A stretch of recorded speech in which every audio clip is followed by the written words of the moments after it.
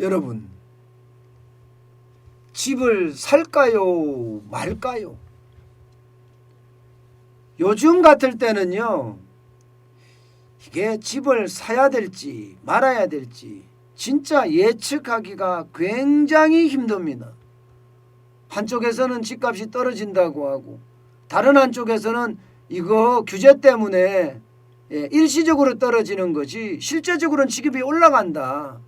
한국감정원의 지표는 떨어지고 있지만 민간 지표인 KB금융의 지표는 KB부동산의 지표는 지금 올라가고 있지 않느냐. 그러니까 지표 자체가 정부가 내놓는 지표와 민간에서 내놓는 지표가 지금 이미 다르다는 이야기예요. 이런 상황에서 도대체 내가 집을 사야 될까 말아야 될까 진짜 고민할 수밖에 없는 거고요. 그러니까 고민의 도는 점점 커집니다. 그런데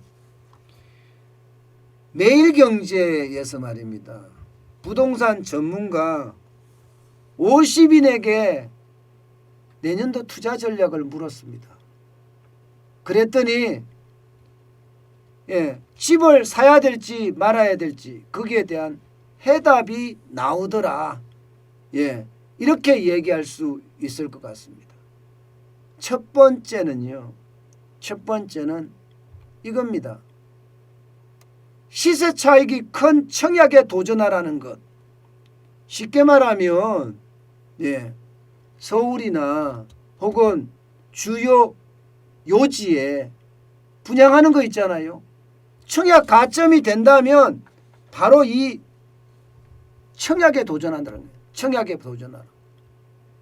사실 이미 이거는요 꿀팁도 아니라고 해요. 뭐 여러분도 다 알고 있는 사실이잖아요, 그죠? 청약에도 안 되는데 뭐 청약에도 구조적으로 이게 안 될 수밖에 없다. 왜? 여러분 이거 보세요. 서울 아파트 청약 당첨 최저 가점 평균 추이입니다. 쉽게 말하면 62.6점이에요. 62.6점을 누가 맞냐 이거예요. 누가 맞냐.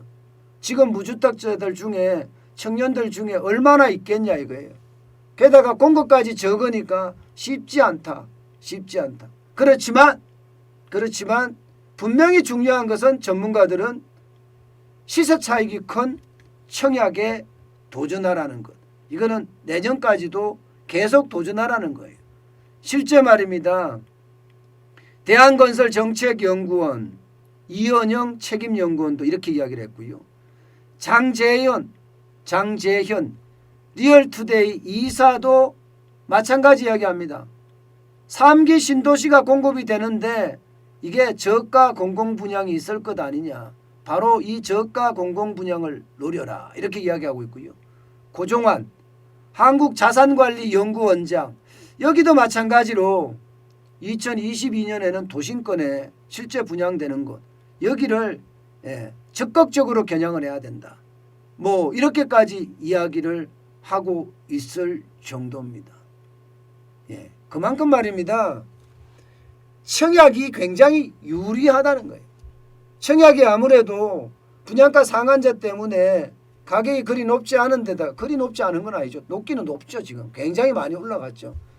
올라갔지만 그래도 주변 지역에 비해서 굉장히 싸니까 이걸 먼저 노려라. 이렇게 이야기하는 거예요. 그리고 두 번째 바로 이겁니다. 내 집 마련에는 적기가 따로 없다는 거예요. 제가 이거 계속 여러분들에게 말씀드리는 것 중에 하나죠. 아니 집이라는 건 어차피 내가 살 건데 좀 비싸면 어떻고 좀 싸면 어떠냐. 언젠가는 또 그 집이 올라갈 텐데 지금 필요하면 지금 사는 게 낫지 않겠느냐. 이런 이야기를 한다는 겁니다. 무주택자라면 자금이 허락하는 한 지금 집을 사는 게 낫다는 거예요.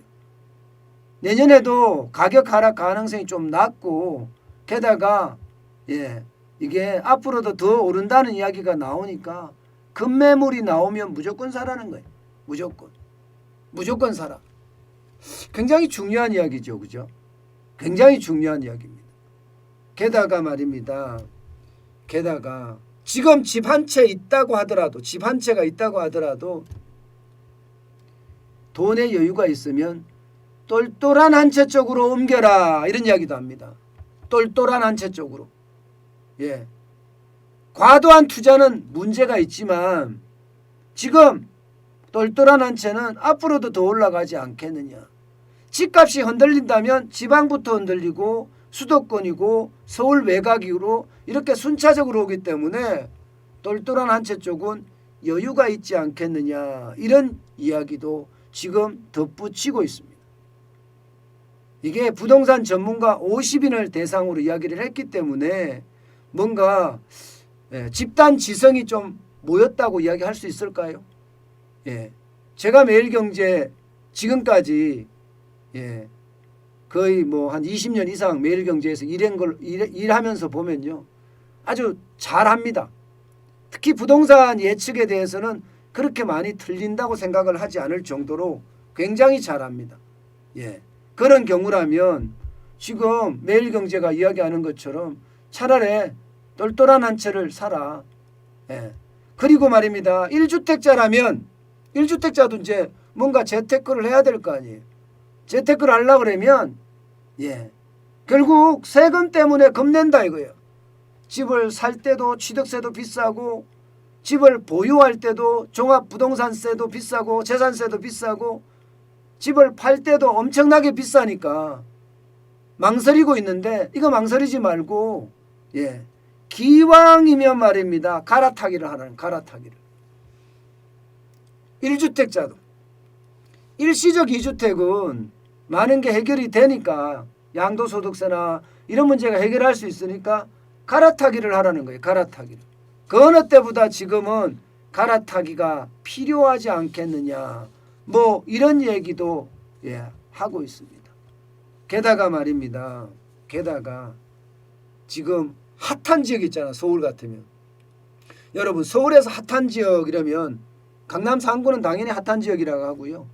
한남동, 뭐 성수동, 마포 뭐 이런 데를 핫한 지역이라고 합니다.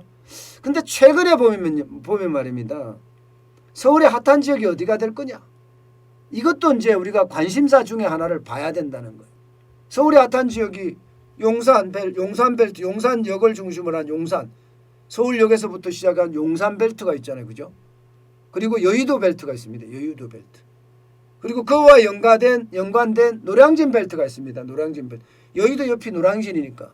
그러면 용산에서 여의도로 노량진으로 이 벨트는 어떻게 될 것인가. 여기에도 한 번씩 주목을 해보라는 이야기까지 할 정도입니다. 그만큼 말입니다. 서울의 시장은요. 재테크는 가만히 있으면 절대 안 된다는 이야기를 계속 강조를 하고 있고요. 그 중에서도요.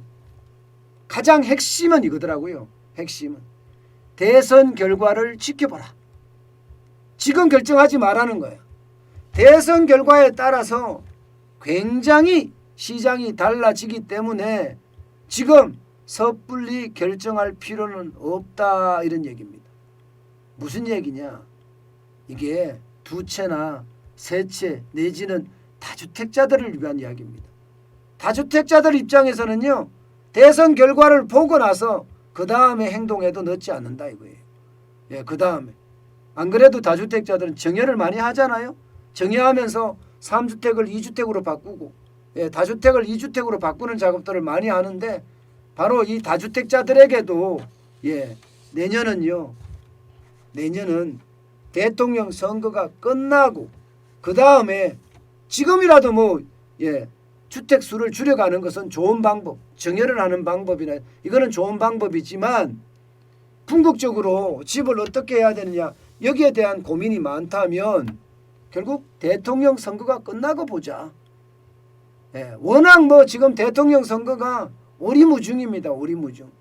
여러분도 알다시피 문재인 정부는 철저하게 선거 중심이에요. 대통령이 국정 운영을 하라고 했지 정치하라고 안 했거든요. 그런데 대통령은요. 정치를 하고 있어요. 한 나라의 대통령이 됐으면 무슨 권력에 대한 욕심이 그렇게 많을까요? 저는 적당한 욕심만 내도 될 것 같아요. 그러면서 국가와 민족을 위해서 떳떳한 일을 해야죠. 왜 이렇게 권력에 대한 무한한 욕심이 끝이 없을까요? 저는 결국 권력이라는 것은요, 권력에 취해서 죽는다고 생각을 합니다. 권력에 취해서. 오죽했으면 여러분 건불 10년 화무 11홍이란 말이 나왔겠습니까? 권력은 10년을 가지 못하고 꽃은 열흘을 불지 못하다고 했습니다. 그런데 지금 대선은 요동쳐서 지금 어떻게 될지 아무도 모릅니다. 박근혜 대통령의 사면 사실 미리 했든가 이랬으면 뭐 박수치고 환영할 일이죠. 그런데 하필이면 지금 대통령 선거가 하면 73일 남았나요? 이 시점에 박근혜 대통령을 사면시켜서 끝까지 이용한다. 이런 생각밖에 안 들거든요. 저는. 결국 말입니다. 국민의힘 윤석열 후보에게는 박근혜 대통령의 한마디가 어떤 식이든 타격을 받을 수밖에 없어요. 윤석열 후보 입장에서는 박근혜 대통령을 구속시킨 장본인이잖아요. 그러니까 요동이 아니라 이거는 뭐 대혼란이라고 봐야 돼요. 게다가 더불어민주당의 이재명 대선 후보는 말을 맨날 바꾸잖아요. 주식이 뭐 4,500도 간다, 5,000도 간다고 이야기하는데 제 경제적 지식을 가지고는요, 이재명 대통령 후보의 대선 공약들을 가지고는 절대 지금의 2배가 될 수가 없습니다. 절대 될 수가 없어요. 오히려 말입니다. 우리 경제를 다 혼란 속에 빠뜨릴 겁니다. 그렇기 때문에 여러분 도대체 어디로 갈지 정책이 어디에 머물지 아무도 모릅니다. 때문에 제일 중요한 것은요. 대통령 선거가 끝난 후에 움직여라. 저는 이 말이 제가 여러분들에게 계속 드렸던 말하고 일맥상통한 것 같습니다.